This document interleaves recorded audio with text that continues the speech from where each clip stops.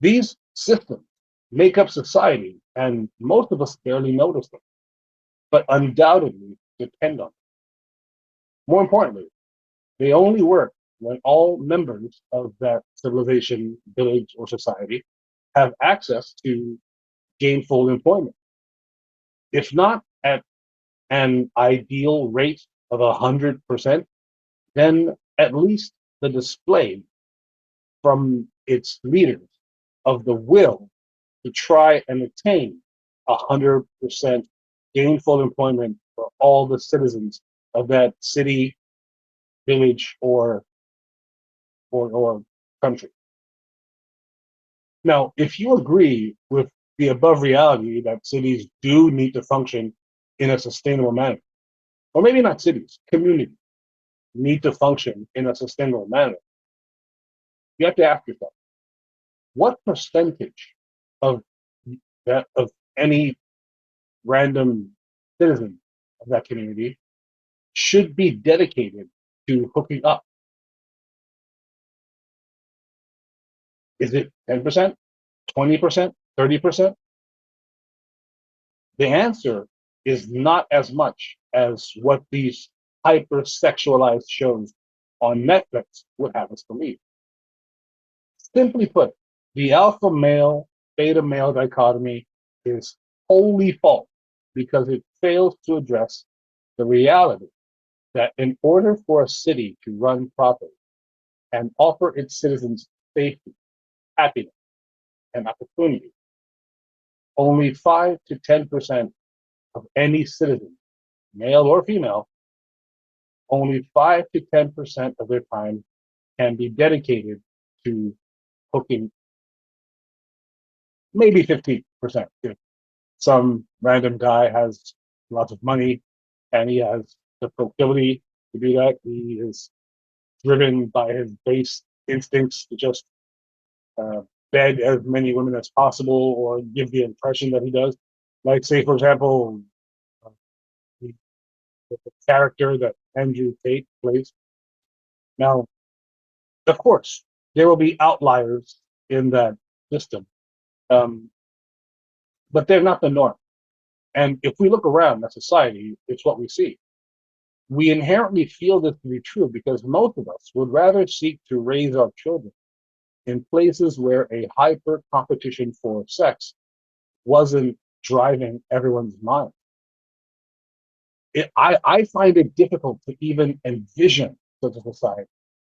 I would posit that even the ancient Roman Emperor Caligula, or the hedonistic uh, aristocracy of the pre-French or Russian Revolution, even in those hyper-sexualized, um, low morality epochs of history and communities, even in those places, I doubt that the time spent on hooking up never got more than 50%. And perhaps had they been, had they tried to actively not pursue sex in such an aggressive manner, they might still be around. Now, another question. If the alpha and beta male dichotomy isn't the most appropriate way to designate how males, how modern interact with each other and female, mainly it's how we interact with each other. And for females, it's how they observe us interacting with each other. And if we look at how this happens in the context of maintaining a functioning society that today, and rightly so, includes women in positions of power, where in the past it wasn't the case, um, with some male or females thriving, with some males and females uh, thriving in their wish to either form a family or just directing their mental energy towards hooking up. Um, and what we notice is that most people will at some point in their lives, they might go through a hedonistic phase where they enjoy hooking up a bit too much. But at the end of the day, and hopefully sooner rather than later, they will find that their mental energy are best directed indirectly at the at sustaining the functioning of the society that they have chosen to live in. Now, if the alpha and beta male dichotomy is not correct, then what is? And the answer is uh, an informal social theory called the socio-sexual hierarchy. And this socio-sexual hierarchy addresses the fact that men and women do hook up, but it also does it within the context of sustaining a functioning society, a functioning community, city, or village. Now, this theory is not of my making, and I would gladly accredit the person who I believe formed this theory, but I don't know if that person wants that accreditation, that accreditation. So I will err on the side of caution and not do so. But I will try to explain his theory as best I can. Now, one thing one thing that people need to understand if you're watching this, and um, don't take offense to, is that um, this theory that I'm going to present is only for men. Um, it doesn't mean that women cannot observe it, but it is mainly describing how we interact with each other.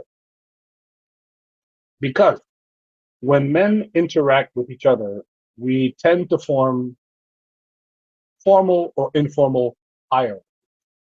An example might be a sports club. You might join a sports club, or you might join a jiu-jitsu gym, or you might join a taekwondo gym. And if it's all males, then a hierarchy will form. Um, and it's just the way males are wired. They're wired to form hierarchy. And female in their interaction that are strictly with each other, they don't form hierarchy. There's no lead female. However, I did speak to one very smart Gen Generation Z female who listened to the theory, and she agreed with me that yeah, this only describes men, and that for women, uh, it might be a different sort of, I guess you could call it a different way of describing how they interact with each other. And the term that she used was circles of influence. Now, I'm not a female, obviously, so I don't know. But to me, circles of influence rings true to what I've observed in women when they interact with each other. In this new theory, modern males are classified as either alphas, bravos, deltas, gammas, sigmas, and omega.